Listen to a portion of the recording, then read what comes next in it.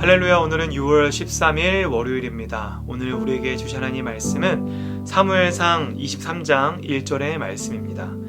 사람들이 다윗에게 전하여 이르되 보소서 블레셋 사람이 그일라를 쳐서 그 타작마당을 탈취하더이다 하니. 아멘. 다윗은 이 사울에게 쫓기는 가운데 한 가지 소식을 듣게 됩니다. 유다의 헤레숲을 근처에 있는데 블레셋이 그일라를 쳐서 그 타작마당을 탈취했다는 소문을 듣게 되었습니다. 블레셋 사람들이 그일라 성읍 사람들의 곡식을 탈취해 간 것이죠. 이때 다윗은 블레셋 사람들을 공격하러 가도 되는지에 대해서 하나님께 묻습니다. 그리고 2절에 보면은 하나님께서 그 블레셋 사람들을 치고 그일라를 구원하라고 말씀하십니다. 그런데 그러자 문제가 생깁니다. 바로 다윗의 부하들이 그것에 대해서 반대한 것입니다.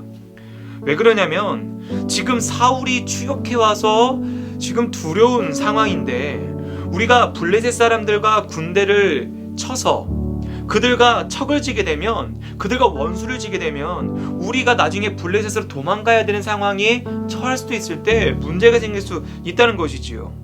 실제로 상당히 합리적이고 정말 현실적인 그런 반박을 한 것입니다.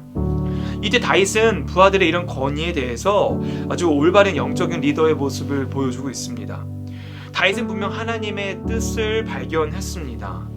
그리고 동시에 부하들의 일리 있는 건의를 받아주는 모습도 취하는데 다윗은 권위적으로 야 잔소리하지 마, 명령이니까 들어라고 하지 않고 이것은 하나님의 뜻이야 라고 그들에게 강압적으로 이야기하지도 않았습니다. 4절을 보면 다시 한번 하나님께 물어보는, 다시 한번 되묻는 다윗의 모습을 볼 수 있는데 이때 하나님은 그런 다윗을 꾸짖지 않으시고 다시 한번 말씀해 주십니다.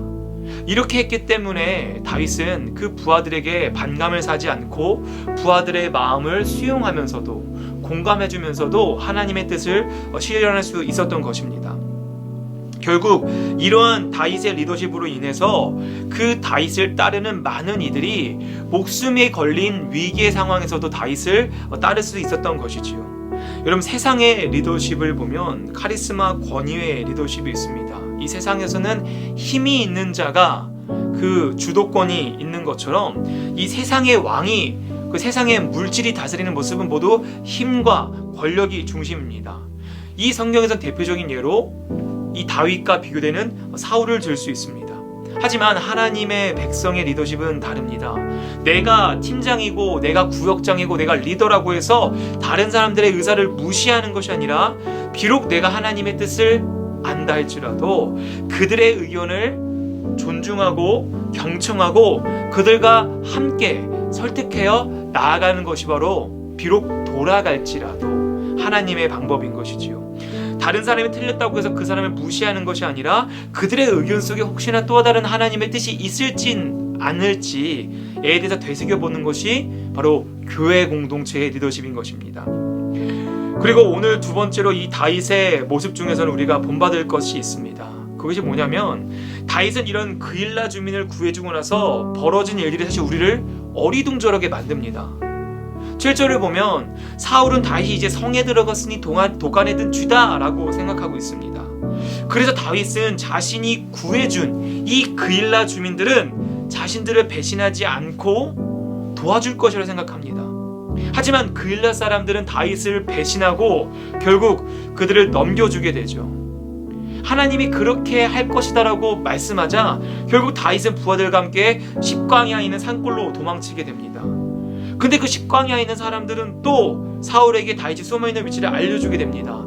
그래서 다윗은 또 황무지로 도망치게 되는데 이런 급박한 도망가고 배신당하고 이런 여러 차례 위험의 모습을 보이는데 우리가 볼 것은 아니 어떻게 이렇게 위대한 왕이고 하나님께 부르심받은 다윗이 억울하고 고초를 많이 당했는가를 집중하는 것이 아니라 그것을 넘어서서 다윗은 이런 엄청난 상황 가운데, 엄청난 위기 가운데 기적을 체험하게 됩니다. 어떤 기적이냐면 그럼에도 불구하고 사울에게 붙잡히지 않았다는 것이죠. 여러분 생각해 보십시오. 지금 다윗은 혼자 도망치는 게 아닙니다. 차라리 혼자 도망친다면 좀 여기저기 숨기 좋았겠죠. 근데 다윗은 지금 600명이나 되는 군사를 데리고 도망치고 있는 상황입니다. 그럼에도 심지어 사람들에게 배신을 당했습니다. 그런데도 길을 쓰고 다윗을 죽이려고 하는 사울을 피해서 잡히지 않고 오히려 사울의 목숨을 빼앗을 기회까지 가지게 된 것이죠.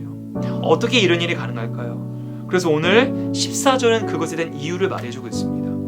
다윗이 광야의 요새에도 있었고 또 십광야 산골에도 머물렀으며 사울이 매일 찾되 하나님이 그를 그의 손에 넘기지 아니하시더라.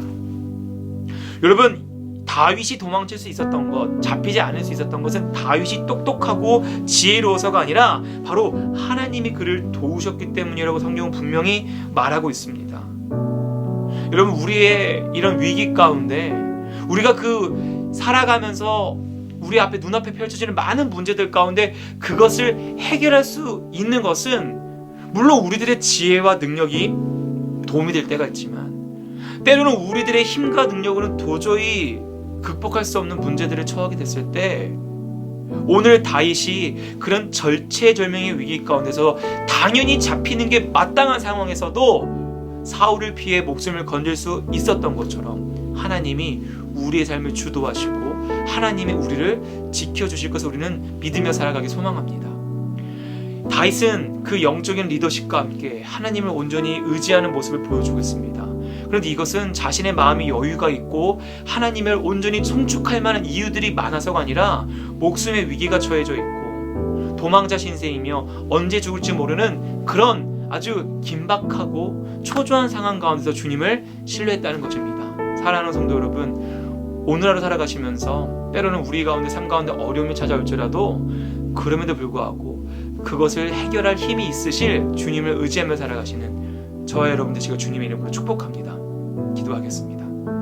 하늘에 계신 우리 아버지여, 이름이 거룩히 여김을 받으시오며 나라가 임하시오며 뜻이 하늘에서 이루어진 것 같이 땅에서도 이루어지이다. 오늘 우리에게 일용할 양식을 주시옵고 우리가 우리에게 죄 지은 자를 사하여 준 것 같이 우리의 죄를 사하여 주시옵고 우리를 시험에 들게 하지 마시옵고 다만 악에서 구하시옵소서. 나라와 권세와 영광이 아버지께 영원히 있사옵나이다. 아멘.